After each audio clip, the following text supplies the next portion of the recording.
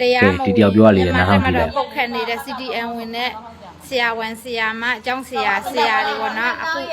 ထိုင်းမှာဒီနေ့15ရက်နေ့မနေ့9နာရီမှာထိုင်းရဲတဲ့ကုန်ဖမ်းလိုက်ပြီဆိုတာလေသတင်းကောင်းလာပြောတာနော်ဘလို့တွေးခေါ်နေတာဘလို့စိတ်နဲ့နေတာဒီလိုမျိုးတွေပြောရတယ်မသိအဲ့လူတွေကနင်းကိုလောက်ပါလို့နင်းမချင်တဲ့ရှင်နဲ့အဲ့လူတွေပြောလေနင်းပြောတဲ့အဲ့ဖွဲ့ရမှာကောင်းတဲ့လူတွေပါဆိုမကောင်းတဲ့လူတွေလည်းပါတယ်ဆိုတော့ငါတို့လက်သားလူဒုက္ခရောက်နေတဲ့အချိန်မှာတစ်ဖက်ကနေပြီးတော့ကိုယ်စိတ်ထဲမှာမထားနိုင်အောင်အပြင်ကိုထုတ်ပြောပြီးတော့ပျော်ရွှင်မြူးနေတဲ့ပုံစံကိုကြည့်ရတာငါတို့အနေနဲ့ကလက်ခံနိုင်တာအကြောင်းမရှိဘူးဆဲပြန်လို့ရှိရင်လည်းအကောင့်ကဘာမှဆိုအကြောင်းမဆဲတော့ဒီဗီဒီယိုဖိုင်မြင်နေလူတွေနည်းနည်းပါကွန်မန့်ပေါက်လေးတွေမှာဝိုင်းပြီးတော့ကလော်တုတ်ပြီးသွားကြ